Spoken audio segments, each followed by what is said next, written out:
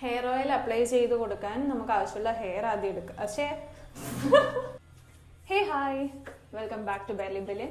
അപ്പോൾ the better me സീരീസിൽ ഇന്ന് നമ്മളൊരു ഹെയർ കെയർ ഡേ ആണ് കാണിക്കാൻ പോകുന്നത്. എൻ്റെ ഒരു ഹെയർ കെയർ ഡേ എങ്ങനെയാണെന്നുള്ളത് ഞാൻ നിങ്ങൾക്ക് കാണിച്ചു തരാം.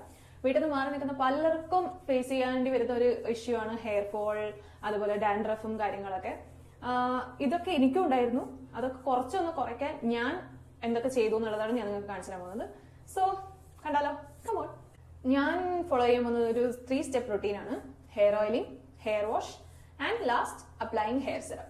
അപ്പൊ സിമ്പിൾ ആയിട്ടുള്ള 3 പ്രോസസ്സാണ്. ഹെയർ ഓയിൽ ഞാനിവിടെ യൂസ് ചെയ്യുന്നത് വീട്ടിൽ നിന്ന് കാച്ചിക്കൊണ്ടുവന്ന എണ്ണയാണ്. ഇതിന്റെ കളർ കണ്ടു കഴിഞ്ഞാൽ ബോട്ടിൽ നോക്കണ്ട, കളർ കണ്ടു കഴിഞ്ഞാൽ നോർമൽ ഓയിലായിട്ട് തോന്നും. അല്ല, ഇത് കാച്ചി എണ്ണയാണ്. ഓവർ ഫ്രൈ ചെയ്യാതെ എടുത്തതുകൊണ്ടാണ് ഈ ഒരു കളർ. അപ്പോൾ ഹെയർ ഓയിൽ ഞാൻ ഇതാണ് യൂസ് ചെയ്യുന്നത്. പിന്നെ ഷാംപൂ ആൻഡ് കണ്ടീഷണർ നിങ്ങളുടെ ഹെയർ ടൈപ്പിന് സ്യൂട്ടായ ഏത് ഷാംപൂ ആൻഡ് കണ്ടീഷണറും നിങ്ങൾക്ക് ഉപയോഗിക്കാം. ഇപ്പൊ ഞാൻ ഒന്ന് സജസ്റ്റ് ചെയ്യാത്തത്, എനിക്ക് അങ്ങനെ ബെറ്റർ ആയിട്ടൊരു ഷാംപൂ ആൻഡ് കണ്ടീഷണർ ഒന്നും തോന്നിയിട്ടില്ല. അതുകൊണ്ടാണ് ഞാൻ നിങ്ങൾക്ക് സജസ്റ്റ് ചെയ്യാത്തത്. ഒന്ന് റീസെന്റ് ഞാൻ യൂസ് ചെയ്യാൻ തുടങ്ങിയിട്ട് അത് എനിക്ക് വർക്ക് ആവുന്നുണ്ടെങ്കിൽ ഞാൻ നിങ്ങൾക്ക് കാണിച്ചു തരാം. And the third step is applying hair serum. ഇതൊരു home made natural DIY hair serum ആണ്.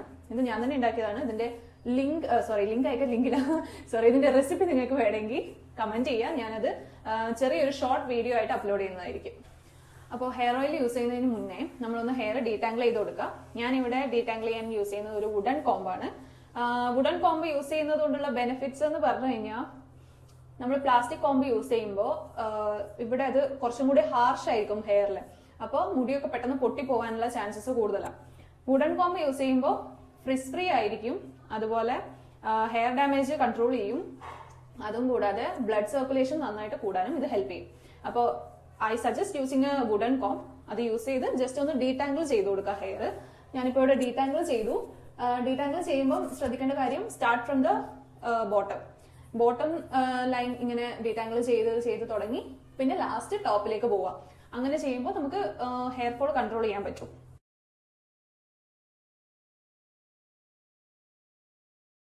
ഹെയർ ഓയിൽ നന്നായിട്ട് അപ്ലൈ ചെയ്ത് കൊടുക്കുക. നമുക്ക് ഫില്ലേഴ്സ് യൂസ് ചെയ്യാവുന്നതാണ്. ഈ കുട്ടികൾക്കൊക്കെ മരുന്ന് കൊടുക്കുന്ന ഫില്ലേഴ്സ് യൂസ് ചെയ്താൽ നമുക്ക് പ്രോപ്പർ ആയിട്ട് സ്കാൽപ്പിൽ തന്നെ അപ്ലൈ ചെയ്യാൻ പറ്റും.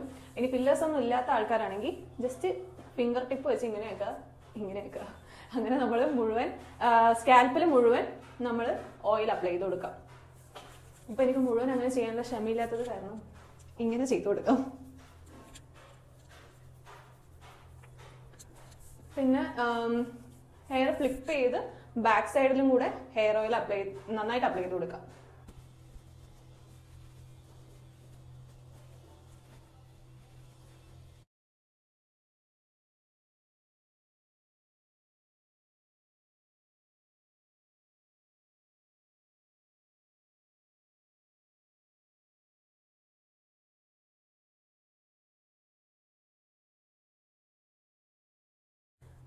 ഹെയർ റൂട്ട്സിൽ നന്നായിട്ട് ഓയിൽ അപ്ലൈ ചെയ്തതിന് ശേഷം നന്നായിട്ടൊന്ന് മസാജ് ചെയ്ത് കൊടുക്കുക. അതിനുശേഷം ഹെയർ ലെങ്ത്തിലും കൂടെ നമ്മളൊന്ന് ഓയിൽ അപ്ലൈ ചെയ്ത് കൊടുക്കുക.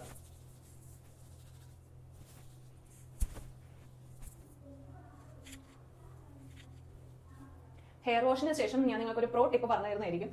അതെന്താണെന്ന് അറിയാൻ വേണ്ടി വീഡിയോ മുഴുവനായിട്ട് കാണാം.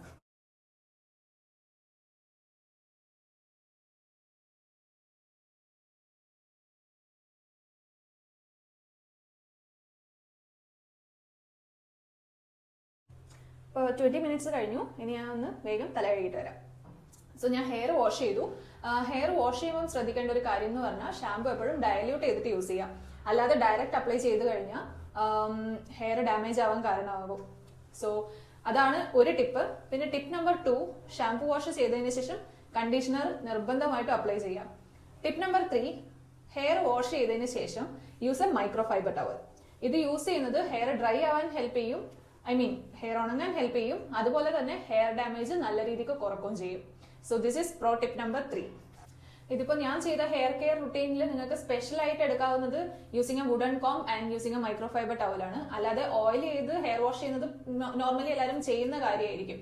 പക്ഷേ വുഡൻ കോം യൂസ് ചെയ്യുക, മൈക്രോ ഫൈബർ ടവൽ യൂസ് ചെയ്യുക, ഇങ്ങനത്തെ ചെറിയ ചെറിയ കാര്യങ്ങൾ നമ്മുടെ ഹെയർ കെയർ ജേർണിയിൽ ഒരു വലിയ മാറ്റം കൊണ്ടുവരും. സോ അങ്ങനെ നമുക്ക് നെക്സ്റ്റിലേക്ക് പോവാം. നെക്സ്റ്റ് സ്റ്റെപ്പ് എന്ന് പറയുന്നത്, ഹെയർ ഒരു ഹാഫ് ഡ്രൈ ആയതിനു ശേഷം, അതായത് പകുതി ഉണങ്ങിയതിനു ശേഷം നമുക്ക് നമ്മുടെ സെറം അപ്ലൈ ചെയ്യാവുന്നതാണ്. ഞാൻ നേരത്തെ പറഞ്ഞ പോലെ DIY ഹെയർ സെറം. ഇതെങ്ങനെയാണ് ഉണ്ടാക്കുന്നതെന്ന് ഞാനൊരു ചെറിയ വീഡിയോയിൽ കാണിച്ചു തരുന്നതായിരിക്കും. ഹെയർ ഇപ്പോൾ ഒരു ഹാഫ് ഡ്രൈ ആയിട്ടുണ്ട്. ഇനി നമുക്ക് ഹെയർ സെറം അപ്ലൈ ചെയ്ത് കൊടുക്കാം. ഇതൊരു 1 വീക്ക് വരെ നമുക്ക് സ്റ്റോർ ചെയ്ത് വെക്കാവുന്നതാണ്. ജസ്റ്റ് സ്കാൽപ്പിൽ ഇതൊന്ന് സ്പ്രേ ചെയ്ത് കൊടുക്കാം.